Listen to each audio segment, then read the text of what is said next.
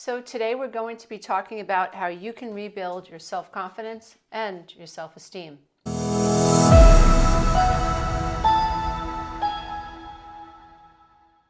If you've ever been in an abusive relationship, if you've experienced a bad breakup, if you have met, dated, been friends with, or were raised by a narcissistic person, there is no doubt that you have suffered a blow to your self-esteem. How narcissism works is a narcissist or someone with high narcissistic traits is self-absorbed. And so instead of you being in a we relationship, you're in a me relationship. Two people worried about one person in the relationship. And this is across the board. If you ever think back to the times where you've had a difficult time in your life in a relationship, chances were there were some sticking points in the relationship where you either wanted this person to see things completely your way or they wanted you to see things completely their way, and there was very little movement and flow created within the two of you. When we're talking about a narcissist, we're talking about narcissistic traits, we're talking about pervasive patterns. So one of the ways that you can differentiate between whether or not you are a narcissist is ask yourself, when I am no longer around this type of a person or this person in particular, am I able to be more fair? Am I able to be more empathic? Am I able to listen more? Am I able to be more realistic and logical, less self-righteous? When you're in a relationship with somebody who has narcissistic traits, you're in a pattern of relating to this person. Think about the people, the 5 people that you interact with most during any given day, over a week's time, over a month's time, over a year's time. Those 5 people, if 1 or 2 of those people are highly narcissistic, as a way to survive gaslighting, projection, lying, triangulation, the self-righteousness, the bitterness, the passive-aggressiveness, the one-upmanship, the crazy-making communication, the lack of accountability. One of the ways that you end up surviving this toxicity is you can actually start biting the person back. You end up being snippy. You have low tolerance. You end up being passive-aggressive. You end up being abusive back to this person. What you want to do is ask yourself, when this person is not in my life, do I return more to the gray zone? Or do I continue to act and behave and feel like a dog that is afraid they're going to get beaten and out of survival growls and snips and says, don't touch me, don't touch me?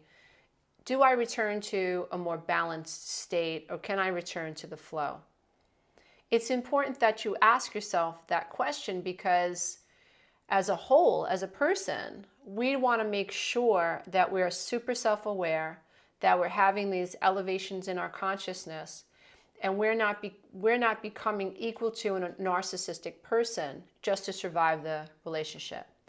You're not growing, you're staying stuck, and you may not escape if you're not able to raise your consciousness around your own behavior. Now, if you are stuck in that type of a pattern, your self-esteem is going to suffer. You're not going to feel good about being aggressive yourself or shutting down or making excuses for why you don't want to be in the same room with this person that you're in a relationship with.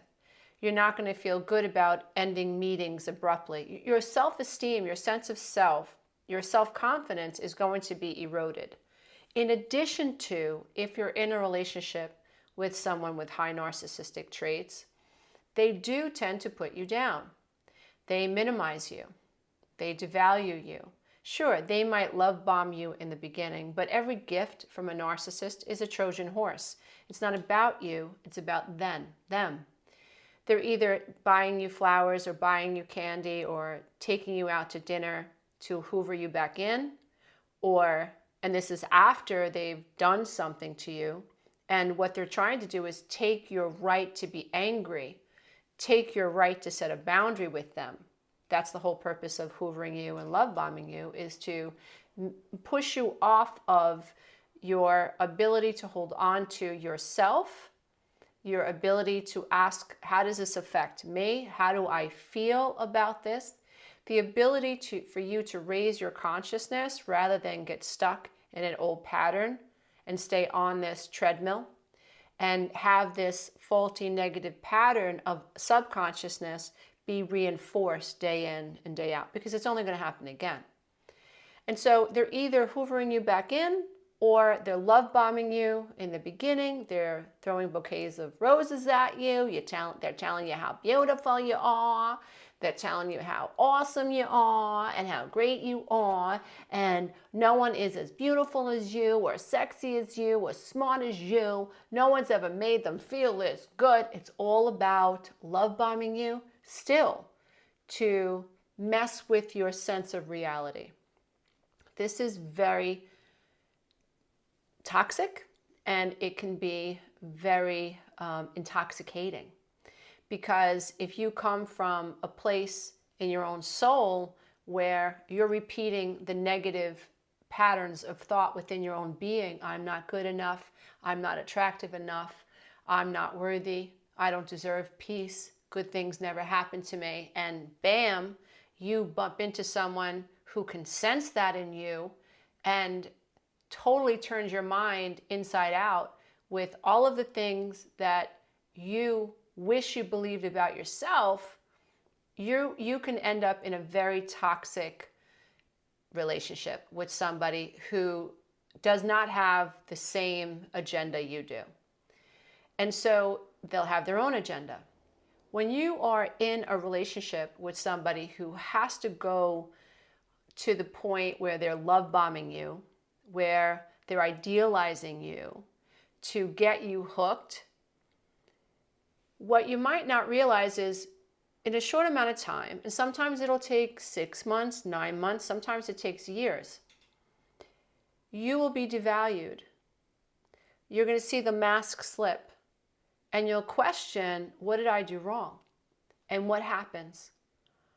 All of those thoughts, all of those automatic negative thought processes that were always there, that were turned down by the narcissist's love bombing, that were turned down by the intoxication, that got turned down because of the trauma bond, that got turned down because of the fear, that got turned down by you. Your new priority is to keep this relationship going. Your new level of success has everything to do with keeping the narcissist happy. Keeping you happy has been annihilated. It's not even on your radar anymore. And so that's the pitfall, that's the danger when we stay below the veil of consciousness for any reason. You can be in business and think that, I'm successful once I make enough money. We saw this recently in the Paris Hilton interview where she says, when I make $1 billion, then I'll be happy, or then I'll feel successful. That's so sad.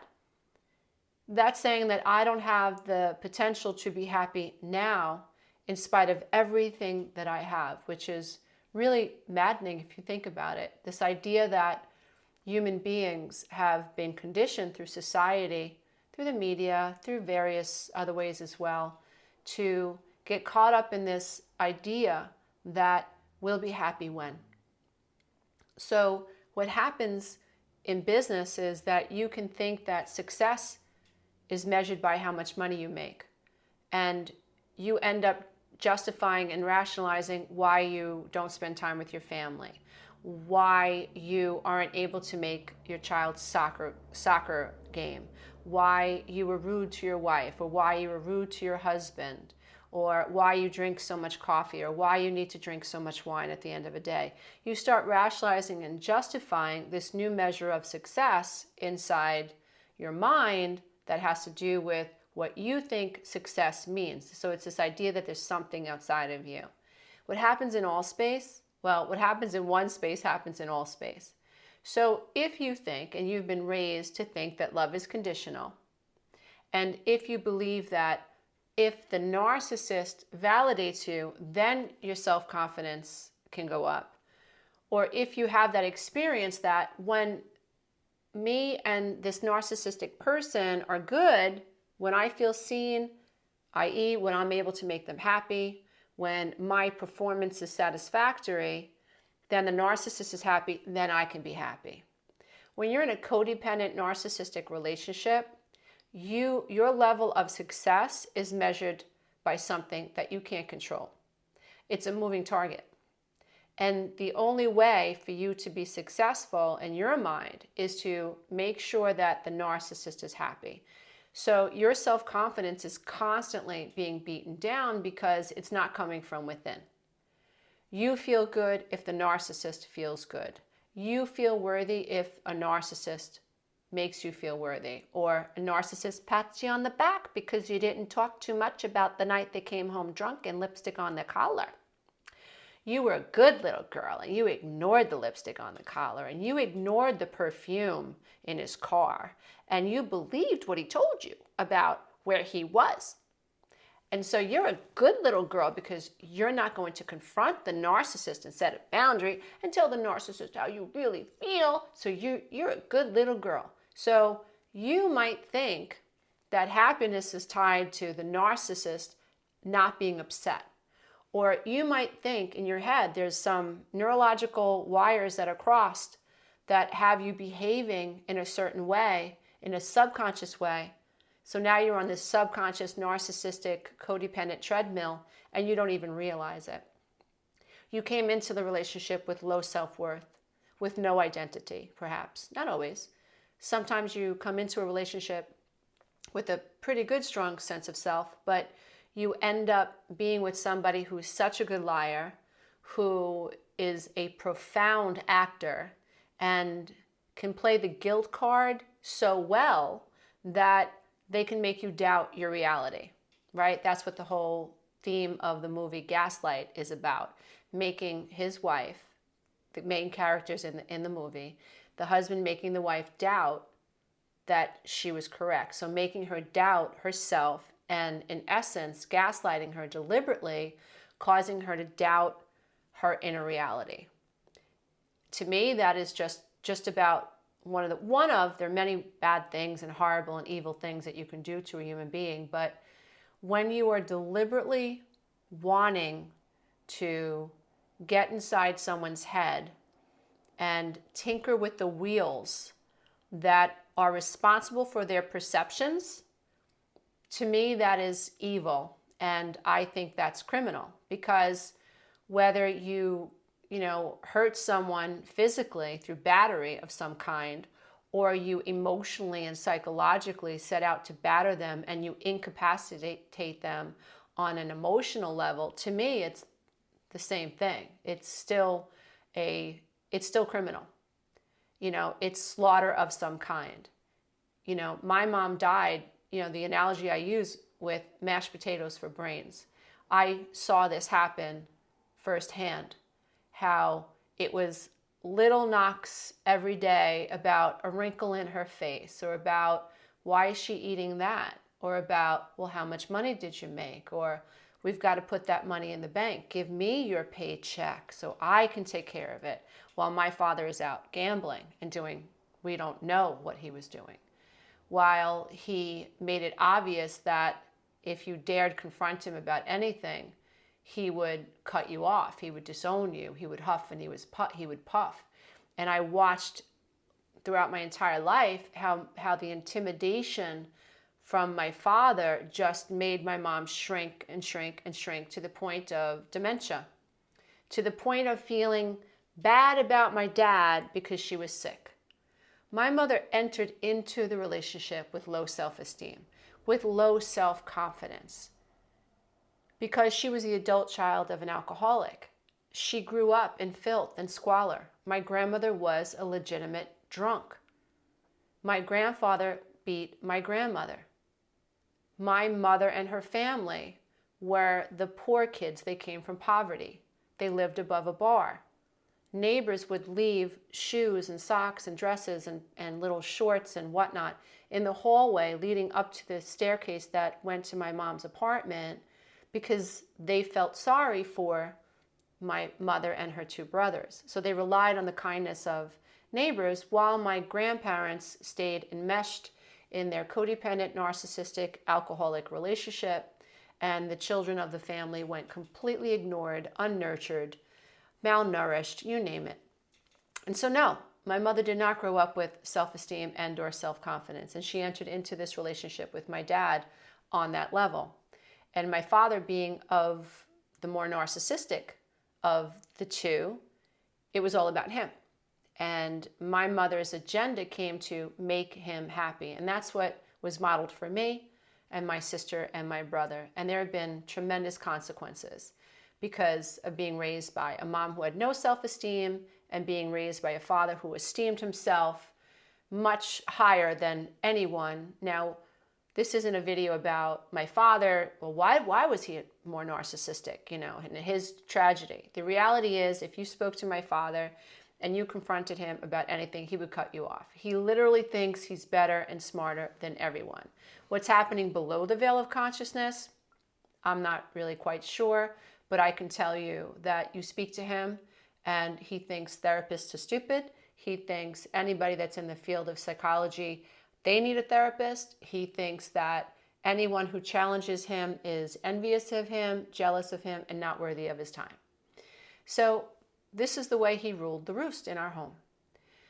So when we're talking about dealing with somebody who pulls you in, who love bombs you, gets you hooked real good, triggers all of your unworthiness. Now, this is the thing. You come into a relationship feeling like you have no sense of self. You come into a relationship doubting your worth, like my mom did, for instance, and like I did. I modeled my mom's behavior in my first marriage. Absolutely. Everything's a pattern, dear one. Everything is a hologram. And you are not a silverback gorilla. And you have the ability to think and to speak and to change your world. But you have to come into alignment with your truth, embrace it, not push it away like so many people do. I don't want to do this. I don't want to have to get a divorce. I don't want to have to do this. I don't want to have to challenge him. Or I don't want to have to challenge her. I don't want to. Okay, well, you embrace your truth. I can tell you. I'm trying to be silly about it, but when you embrace your truth instead of pushing it away, I'm an alcoholic, I have to accept that I'm an alcoholic. If I'm a drug addict and I'm addicted to drugs, I got to accept that I have this problem with this addiction and I have to face it, make amends for it, deal with it, embrace it, have dinner with it, sleep with it, accept it, love it, honor it, so I can move through it. Okay? So when I push against any reality that is true, that is human suffering. I can have cancer and embrace the cancer and embrace that my life is going to come to an end maybe sooner than I thought. Or I can huff and I can puff and I can try to push it away and push death away, which doesn't make much sense either. And I will suffer. So it really is, we have to start thinking about this idea of embracing what is and understanding where our power lies. Lots of times when we're in a codependent narcissistic relationship and we're trying to rebuild ourselves after the bad breakup, we don't understand where to even start. But I think what helps a lot, and this is what I base my coaching programs on and my coach every time I coach someone, we have to go back to the beginning, the first 7 years of life, because that's where your programs and your patterns lie. And if you were not built up as a child between the ages of, from when you were born until you're about 7, those patterns click. You have literally a cognitive bias about yourself. If you had a negative perception of self before the age of 7, or even if you can't remember, think about what your life was like. What do you know about your life when you were before the age of 7? What do you know about your family history and what your family went through before the age of 12? Because your perception of self creates a cognitive bias that your brain does not disagree with. And based on how reality works, what you believe, you create. And so what do? We go into these relationships with narcissistic people who mirror back this hole in ourselves. A narcissist sees no real value in you. They might see value in the fact that you own a home and they want to get cozy with you because you own a home. They might like the car you drive. They might want to be seen in the car with you. You might be drop dead gorgeous and the narcissist wants to be seen with you. The narcissist will idealize you because it's good for them. The narcissist does not see innate value in you. A narcissist is an opportunist. When you need the narcissist to be there and to do something just for you, ain't gonna happen. No. Narcissists will show up with a cape on if it's good for them. If it makes them look good, that's when a narcissist will show up. But if you pull back the audience, if you make the audience go to sleep, no one's looking. There's no prize to be given. There's no camera anywhere. There's no award to be given to a narcissist. There's no praise, there's no monument to be given to a narcissist. And you asked this person to show up for you. If they can get away with not showing up for you, they're not going to show up for you. You will see this when you wake up, when you come out of the spell, when you jump off the treadmill, when you embrace what is. You'll see this. You'll see a pattern in your friendship or in your relationship or in your marriage. You'll see a pattern of, oh my God, it was so confusing because when people were around, he helped with the dishes. Or when people were around, she touched me. Or when people were around, she, said something kind to me. When no one's around, this woman is beating me down. She's unkind to the children. But when there's people around, when the teacher's around, oh my God, she's amazing. She's not like this all the time. I hear that all the time with my clients. My wife isn't like this all the time, or my husband isn't like this all the time. So it's this intermittent narcissism that they think, or this intermittent kindness, or this intermittent validation that causes a victim of narcissistic abuse to doubt their reality. But when you ask someone to look at things more realistically, were there people around when they were kind? Was there a possibility that somebody would give them an award? Right? Was there a camera around? Was there someone of influence around? What was going on? Were they on the pulpit? Were they at the altar? And everyone's looking at them and they're talking about how much they love their family? Right? What was happening? What were the particulars of that situation? And that often helps people realize, oh my God, this is a pattern. These gifts and this praise and this validation, they were Trojan horses. They were fluff. They were smoke and mirrors, right? There was some benefit to the narcissist. Now, when you enter into a relationship with a narcissist and you don't esteem yourself, you don't like yourself, you're coming into the relationship like a child that's walking into kindergarten for the first time. Please like me, please like me, please like me. And you attract a bully lots of times. Bullies smell that. Now, if you're in a relationship with, let's say, a friend, and you are the more codependent of the two, although narcissists are absolutely codependent, and they will fawn and they will people please to get something from you, absolutely.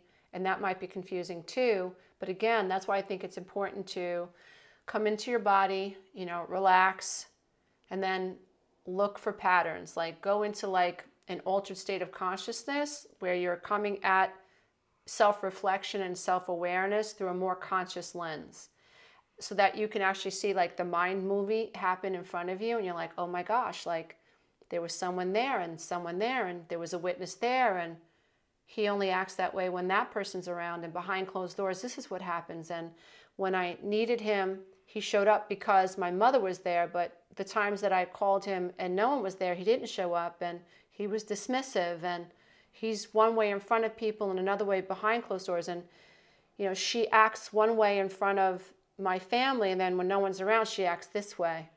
Or, she's mean to the kids when no one's around, but she's nice to the kids when people are watching her. You're going to start to see a pattern of narcissistic abuse from when you're able to go into a much stiller mind.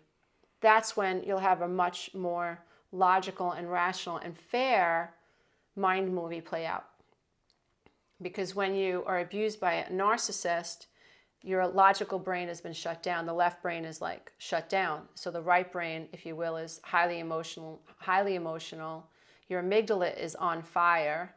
Your hippocampus is trying desperately to create memories that are in alignment with keeping the narcissist happy. So it's really, really important that you think about this idea of moving into a calm state to think about and reflect on your relationships from a higher state of awareness, especially if you're interested in confidence building. I don't think that any of us can fix a hole in the boat we don't see. And so when you're in a narcissistic relationship, imagine that you're in a boat and there's a huge hole in it and you're taking on water. But the narcissist is pretending. The narcissist knows there's a hole in the boat, but you don't. Why? Because the narcissist is steering the ship and he or she is screaming at you, yelling at you, telling you how horrible you are, telling you about their day, complaining, very negative, and you're trying to manage their emotion, right? You're trying to make them feel better. And then every once in a while, the narcissist will say, hey, by the way, your friend hit on me the other day, or did you know your friends asked me to go to a party that you weren't going to be at? And so now you're worried about what's happening with my friends. You're looking up and at the narcissist, right? This pedestal experience where they play one up. And you're taking on water, and what you're trying to do is you've got two buckets, one bucket in each hand, and you're taking the water, which is the emotions, right? And you're trying to chuck them over your shoulder. You're just trying to manage the water that is coming into this ship, but you're sinking, right? You're just treading water. And so when you're in this type of a relationship, it really does help to ask yourself, well, how did I get here? Where did this start? And it started long before you met a narcissist, in most cases, not all, but nothing's black and white. But in most cases, the relationship with the narcissist started before you had this relationship with this particular narcissist. I can tell you from my own past experience that the relationships that I had all started in childhood. And it was the relationship I had with other, which was my mother, that actually became the mirror for my relationship with self. It was my mother's narrative or my mother's inability to nurture me because of her own issues became a mirror for my inability to love and accept myself. I had no sense of self.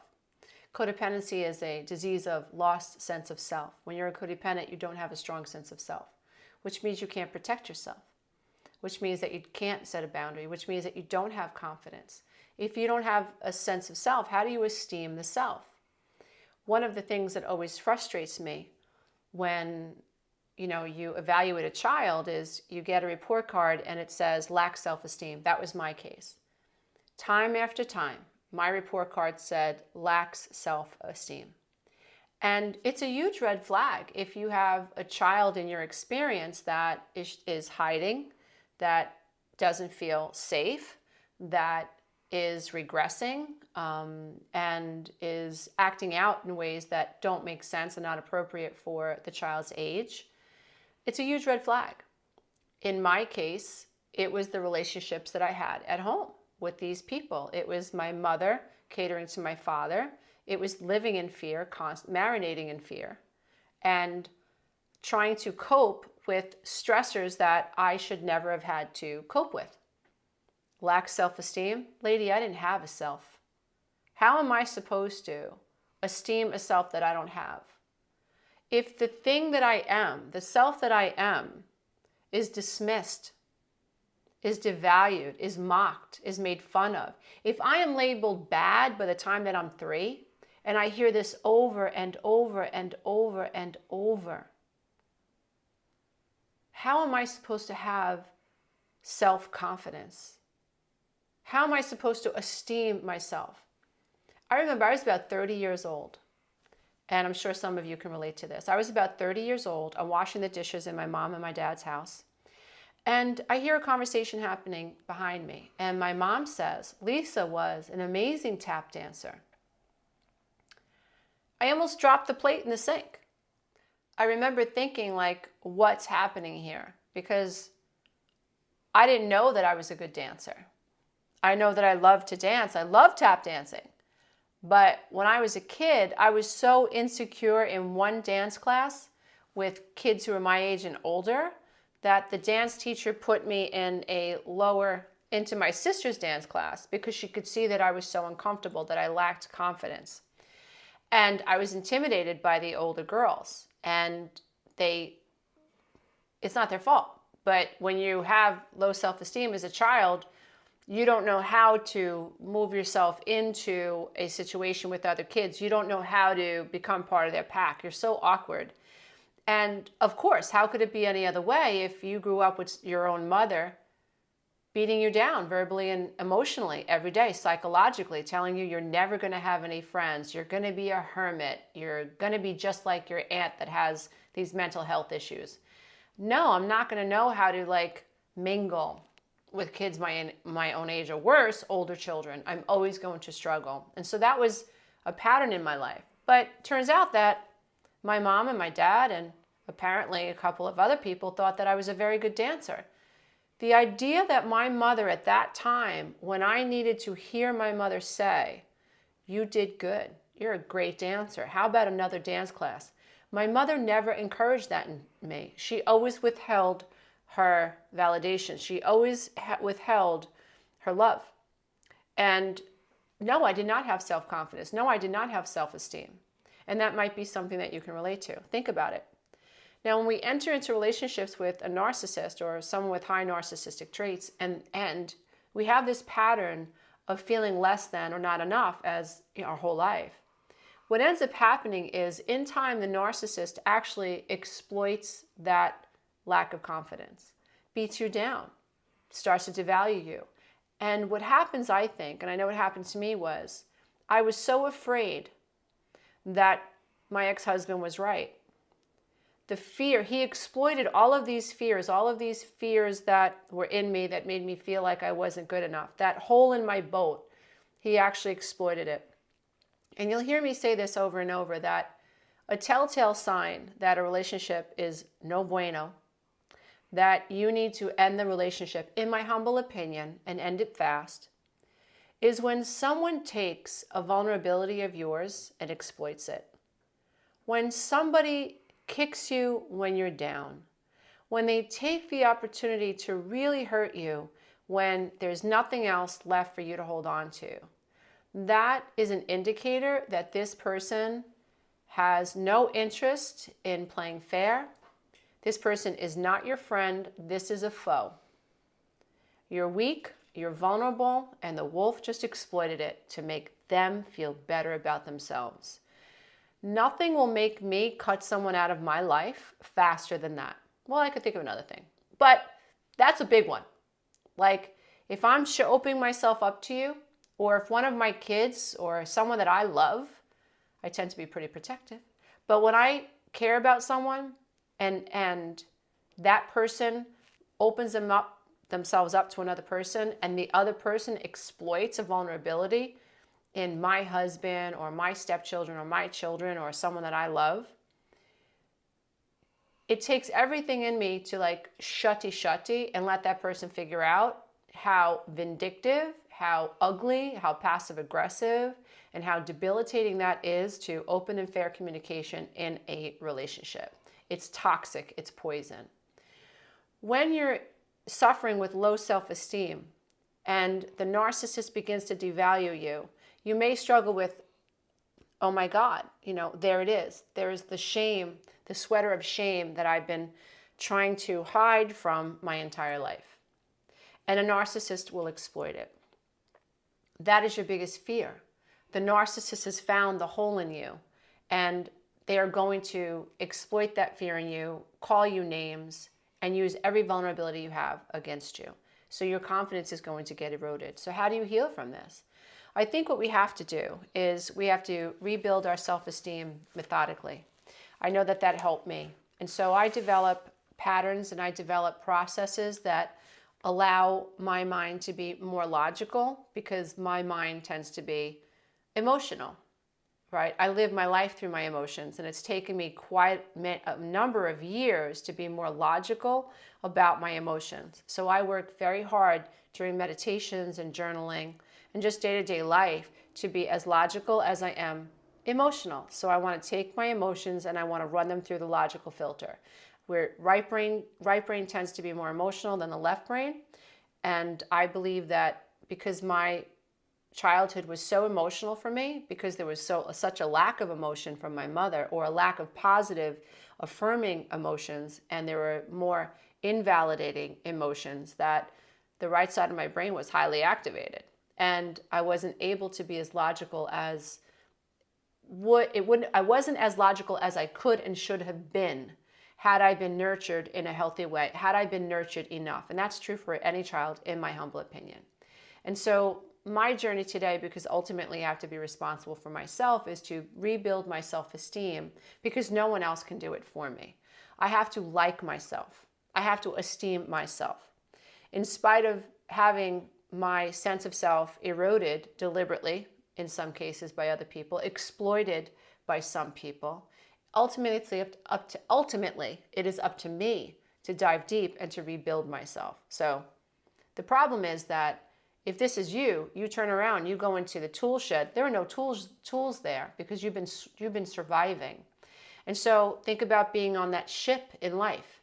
So when you should have been learning how to steer the ship, or how to take care of the sail, or how to deal with the rudder, whatever's involved with running a boat, I really don't know. But it is what it is. But when you should have been learning about the engine on the boat and the motor on the boat, when you should have been learning about that stuff, you were too busy with buckets of water surviving, trying not to sink.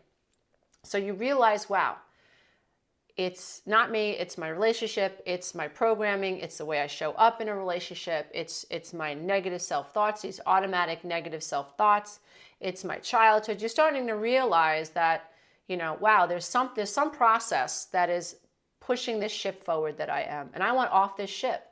Well, you have to reorganize the ship. You literally have to bail. You have to jump ship. You have to leave the narcissist on that ship. You've got to stop trying to save that ship. You've got to let it go. Not easy to do, but that's what you have to do. So now you've jumped off the ship, and now you're in the rebuilding phase of your life. So you go back to your childhood and you start to recognize, like, wow, I never really had self-confidence. This is why. Lack of nurturing. Try not to get stuck in anger about that, because that's not going to be helpful. You're just trying to be a detective. You're trying to figure things out. So now that you know that you just jumped into a new ship, but you've got a bunch of little holes in your ship that you have to heal, that you have to figure out and seal up so that you can move forward in life without, onboarding another narcissist. And the more confident you are, the more secure your boat is, the more self-confident you feel on the ocean of life, the more integrated you're going to feel, the more able you are to love and protect and shine up your boat and manage that engine and take care of the sails and do what you have to do to make sure that your boat is as strong as it could be, right? You want to learn to man your ship, captain your ship. So here are some of the things that you can do. So first, what you want to do is you need to know that the goal is to increase your ability to love and like yourself. I hope that this idea helps you. When I was in the beginning stages of my recovery, the one thought that I relied on was, I am enough.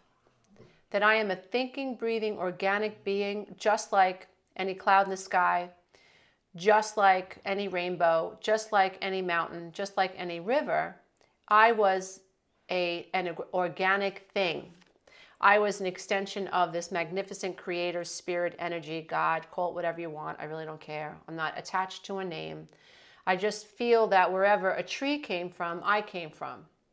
Whatever makes a rainbow possible and magnificent made me possible. And here is my opportunity to enjoy it all, to enjoy all these gifts. And I'm screwing it up because I'm too busy in survival mode. I don't want that anymore. So start with this idea that you are worthy and you are enough. It doesn't matter what you look like. It doesn't matter what you don't have. It doesn't matter what you've done, who you've been with. It doesn't matter. Your past doesn't matter.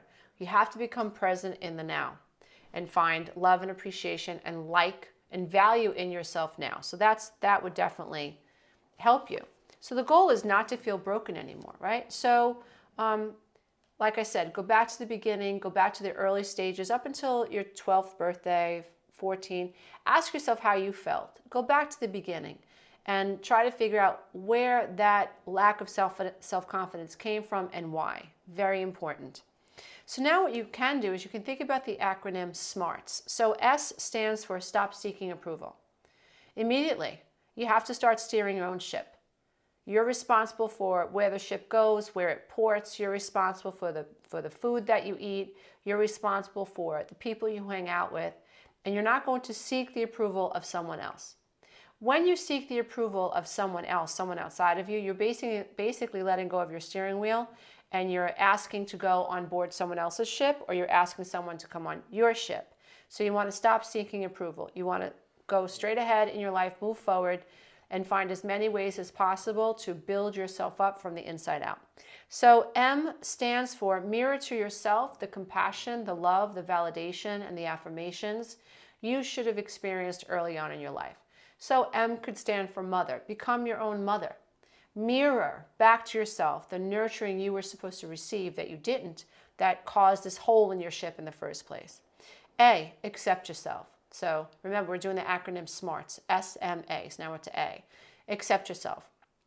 Now, people say, oh, I should accept myself. Well, you have to know what non-acceptance looks like. Non-acceptance looks like when you are comparing yourself to other people. So when you catch yourself comparing yourself, your home, what you look like, your weight, your legs, your splatter veins, your gray hair, whatever it is, your money, your car, whatever it is, your relationship status, your Facebook page, your Instagram page, who the heck cares what your Instagram page looks like? Can we just get over it? Social media is narcissistic, and you don't want to be codependent on social media. So be careful of that, because we're all being seduced into these codependent, romantic, intoxicating, narcissistic, dysfunctional, holographic, unfulfilling, false, fake social media platforms that are all about narcissism and codependency.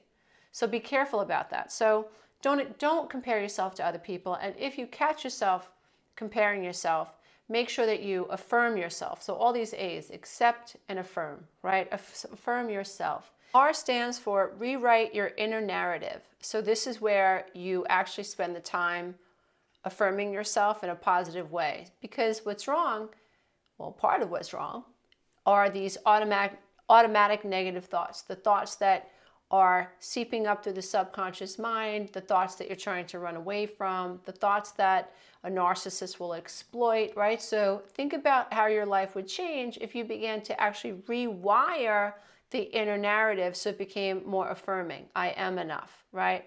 I may not be perfect, but I am worthy of respect. I may not be perfect, but I'm a work in progress.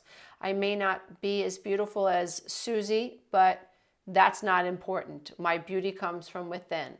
I may not have all the money in the world, but who cares? Wealth is about how you feel about yourself. I'm not going to allow other people to determine my success. I am worthy of respect. I respect myself. So you want to go into I am enough. I've always been enough. And I'm moving more and more closer to believing and feeling in this idea that I absolutely have always been enough. And I'm certainly worthy of love and respect, and especially when I love and respect myself and I offer it to myself as well as to others. T stands for train your brains to become more logical than emotional. So check your facts. So when you're thinking about the narcissistic relationship, check the facts.